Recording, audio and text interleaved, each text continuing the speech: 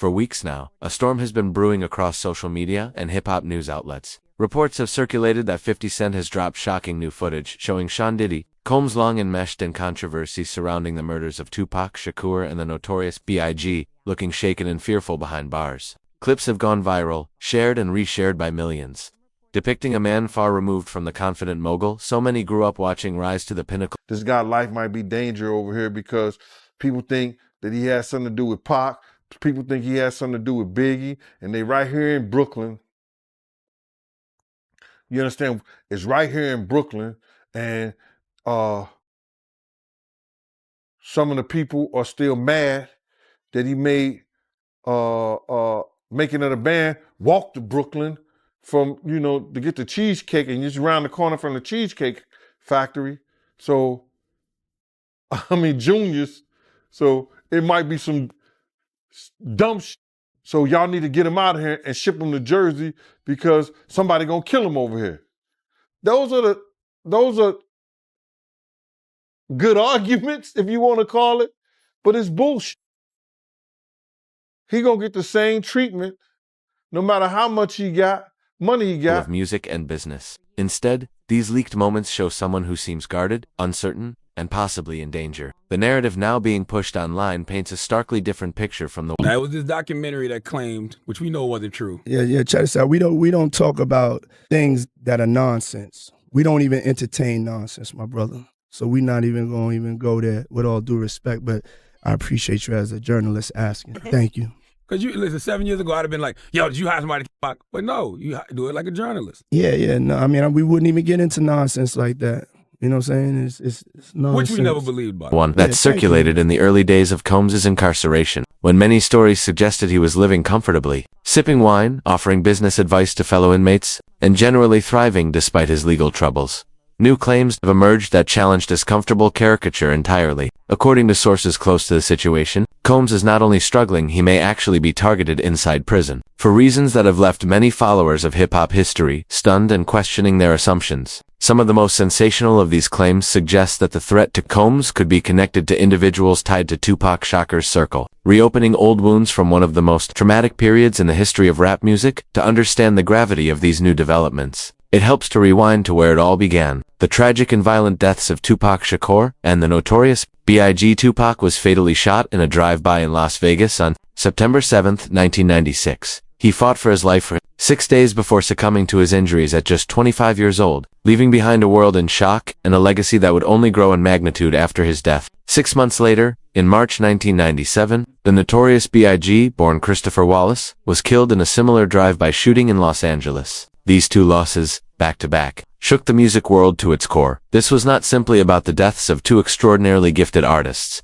It was the violent apex of the East Coast-West Coast feud, a chapter in hip-hop culture that was fueled by pride, rivalry, and animosity that went far beyond mere music. The conflict had deep roots, tangled alliances, and personalities whose relationships with one another shaped the narrative for years. Sean Combs, as a close friend, producer, and head of Bad Boy Records, was firmly aligned with the East Coast side, particularly through his work with Biggie. Over time, Combs' name began to... In an interview of being there to spy on Big,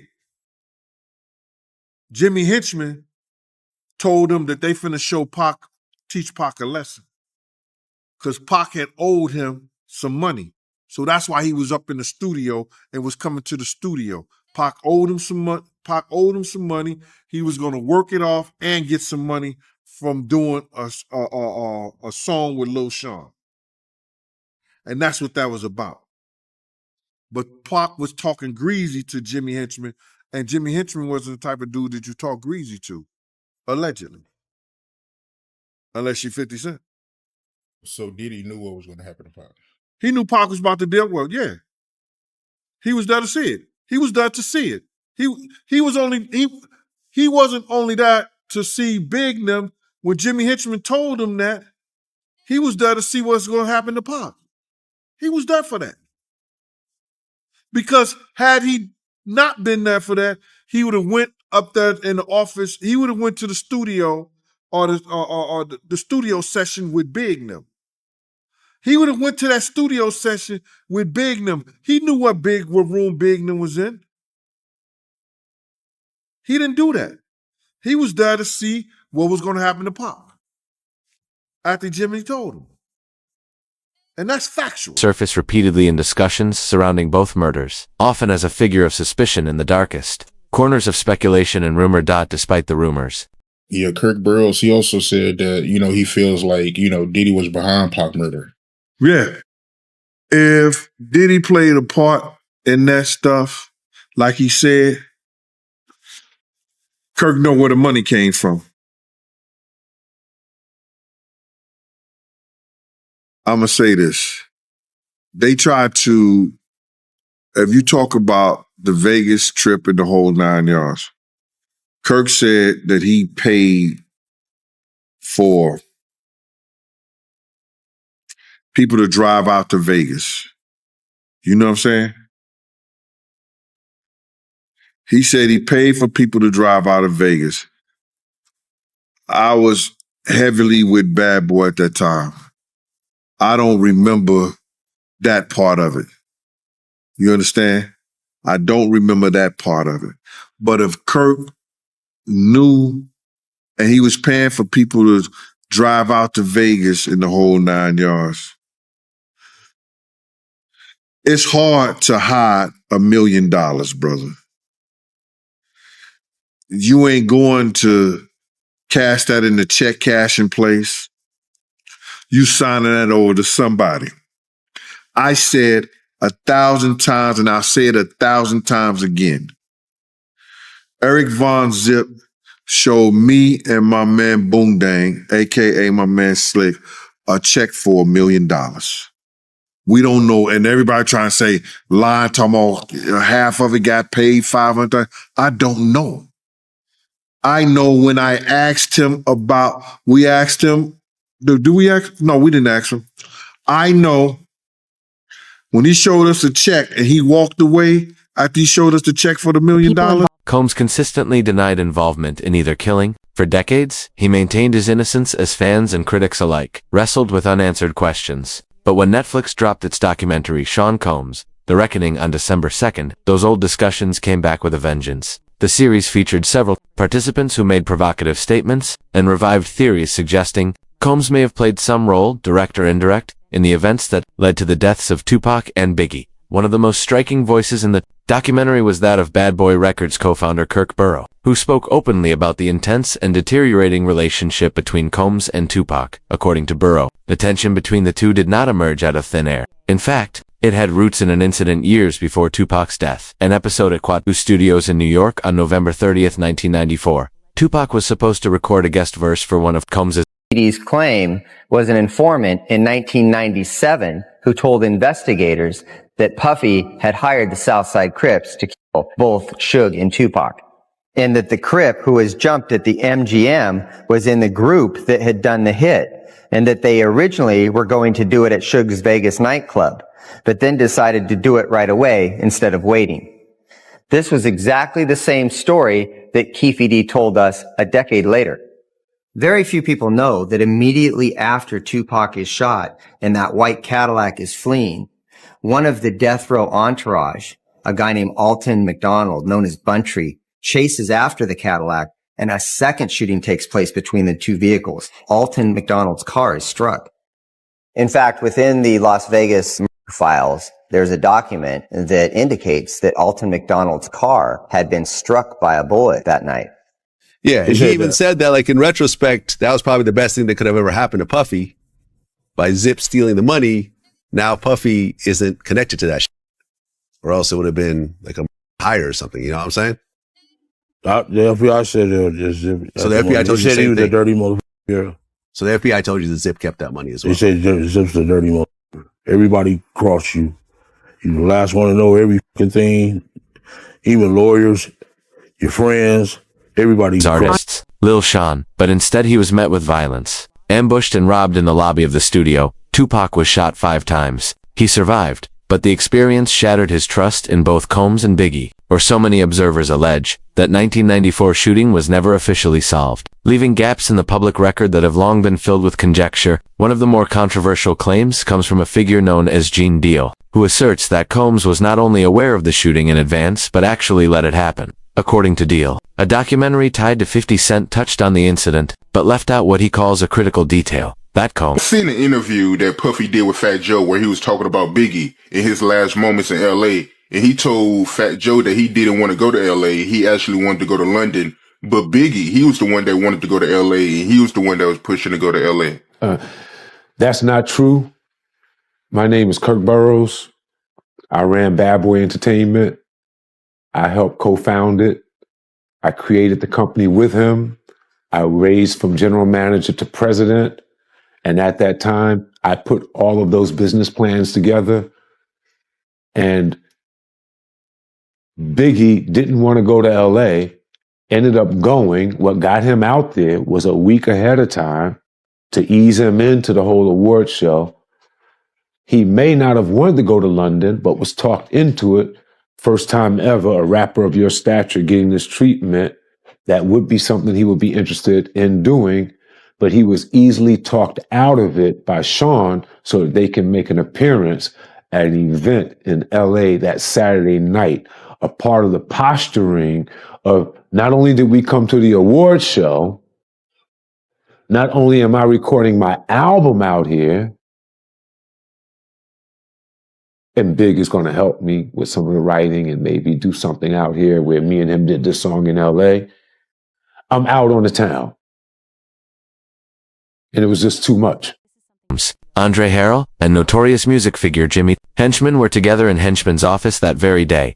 Gene claims that the notorious B.I.G. and Suge heavy hitters in their own rights were unaware that Combs was in the building, suggesting his presence was not coincidental. Instead, Deal argues, Combs was there to monitor Biggie, who at the time was writing new material and whose publishing rights They wasn't going out to no party, no clubs, and no hip-hop scene. They wasn't doing none of that, brother. But that one particular night they go out, and it was because of Puff and D-Rock. Clark Kent said that shit himself. I've been saying it for years, but everybody was saying, I'm capping. Nah. What do you call Clark Kent? Is he capping? He's a vice president of a record company. You understand what I'm saying? He was DJing for Big. Is he capping? All these people should smack themselves, brother. Because what happened is, when people hear the truth, they can't believe it. Why? They can't understand it. But it happened. We couldn't have done nothing because it was no we. It was no we out there. Big had a security, Paul offered, Reggie Bullock. Puff had me and Kenny. We was down 6 to 8 other men. And it's 23 people in the entourage. And none of them got no guns. You don't go Cali empty-handed.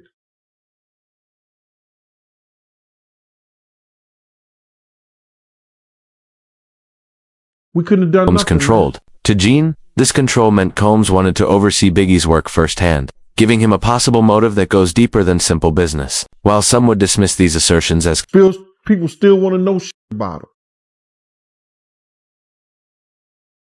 They should have had better security. I asked them before we going to go out? Let's hire some more security. They refused to hire more security. They refused to hire more security. Kirk Burroughs said the same thing. They ain't have it in the budget. Not without Big, they don't have no budget. How about that? conspiracy. Others see them as indicative of the kind of behind-the-scenes maneuvering that often goes unnoticed in the music industry. My perceptions have changed slightly, gradually over time. Today, I look at Diddy with through a different lens than I might have 10, 15 years ago. There were obviously some early red flags, but it's a complicated thing because we have to be very careful about falsely accusing people or even, making accusations based on nothing more than speculation. And we just haven't seen all the evidence. So I prefer to kind of withhold judgment on some things. I can tell you regarding Diddy back when Tupac, Shakur, and Biggie Smalls were murdered. He wasn't exactly cooperative. He didn't do what you would assume a friend or, a manager, so to speak, would do. So from a law enforcement perspective, he was very unhelpful in an area where he ought to have been contributing towards getting some type of justice in those two murder cases. But as we found out in time, he was complicit in one of them, and which would make sense why maybe he didn't cooperate in the other, because the two were, they were just, we always understood that they were somehow interconnected. And so if you're going to cooperate or provide information on one and you're culpable in the other, one thing could lead back to the next. And that's where I think he understood his own vulnerability. Coming in, he was friendly with Big. He saw Little Sean, people like that. They wanted him to come and do a record. That was what was set up at Quad. Biggie knowing Little Sean, they were all there, C's, all of them. It was just going to be a fun night at the studio. Pac showed up. He saw them looking down from the window. His new friends were there. An incident happened in the elevator. It might have been a scary thing, like just to send a message. Tupac standing his own ground, just didn't leave it at that. He ended up getting hit, getting shot. The elevator went up. Our people were shocked to see him in that state. He was shocked to see our people looking at him shot. He thought that they knew something about it. He thought if he was in New York and he was with all the rappers from the East, they must have known what was going to happen. It had to be in the wind, and situations aren't laid out like that. And it was the furthest thing from the truth, but he held that to his heart. And then he went away. A few other things happened, got better, got repaired, went away, went to jail on the rape charge. Once that came down on him, it looked as if the East Coast must have been the worst thing and the worst place for him to have come to. And it looks as if the friends that he had just turned their backs on him. Suge stepped in.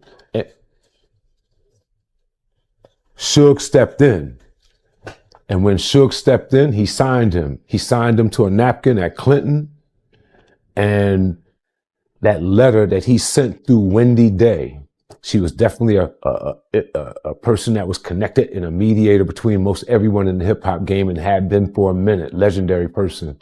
She delivered the letter to my office. It started with West Side Up.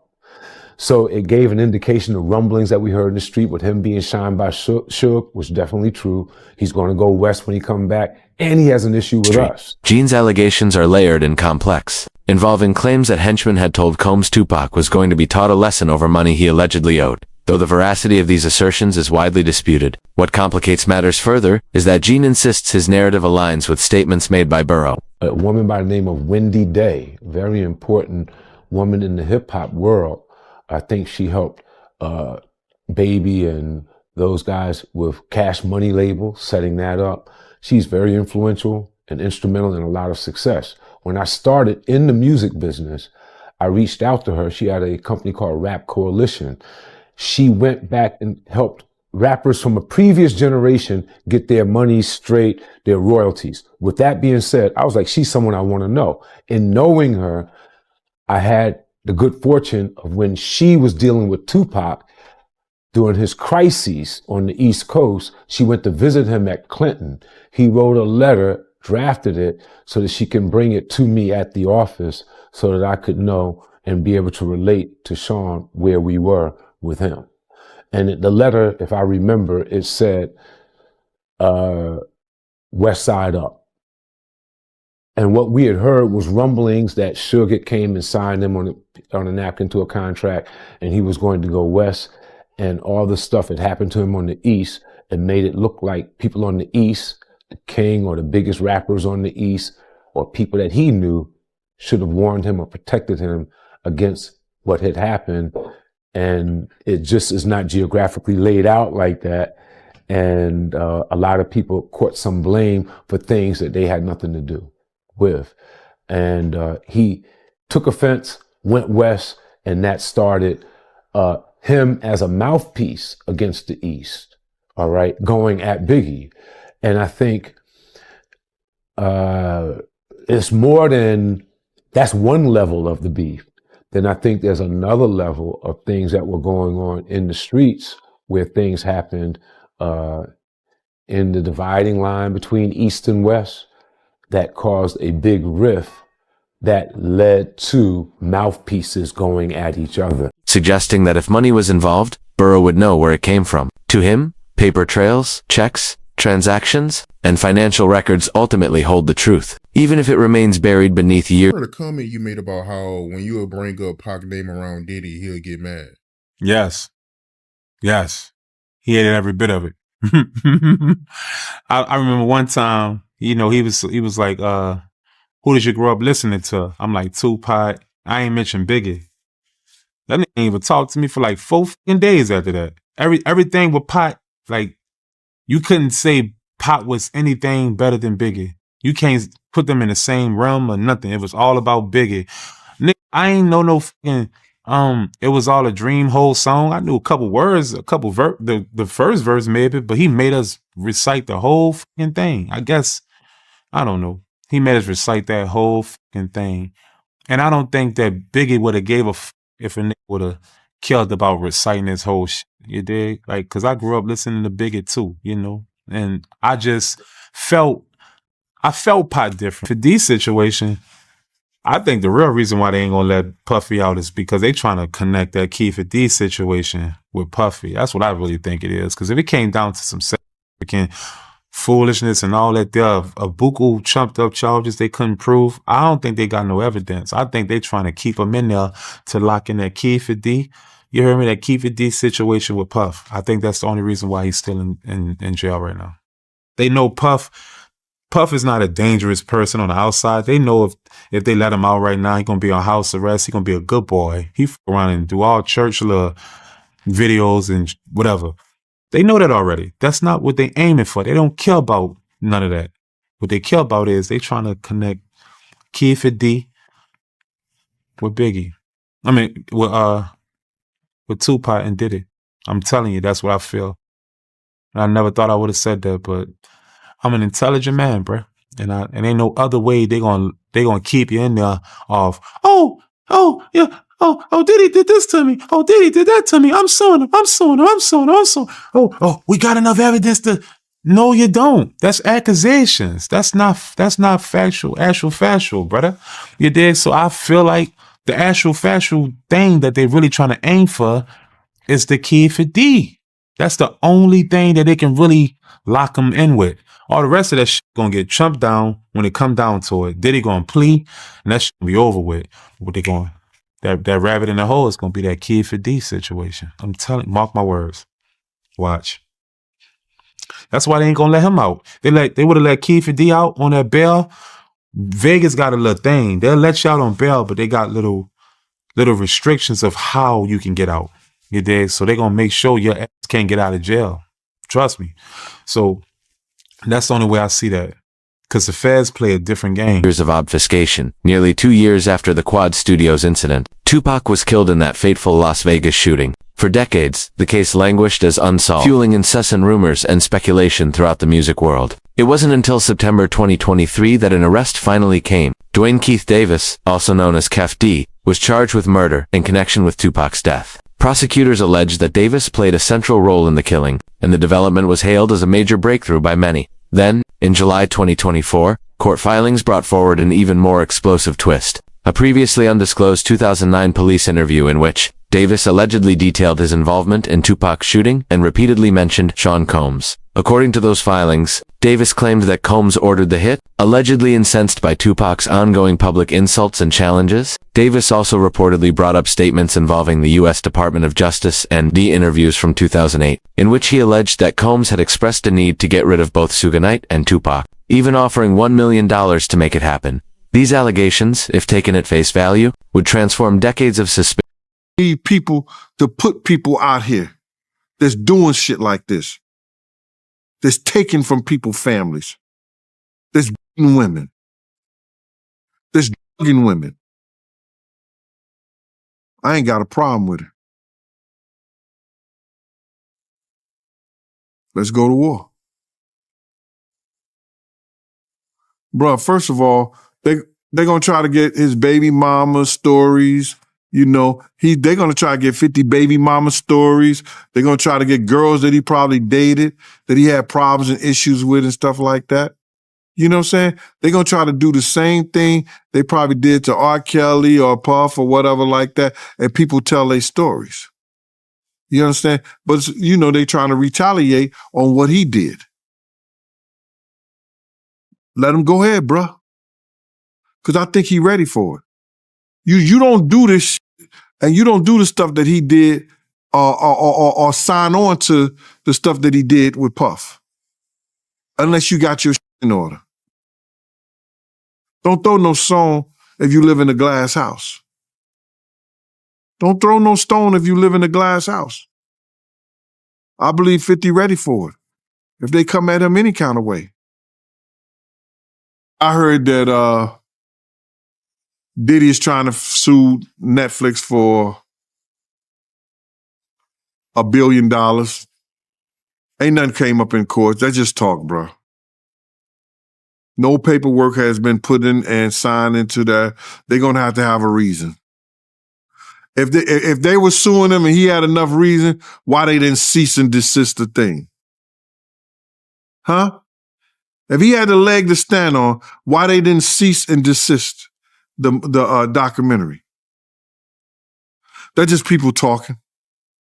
Headline news. Because had it been filed in court and they had a leg to stand on, they'd have been bringing that stuff down. Oh, we can't show it no more.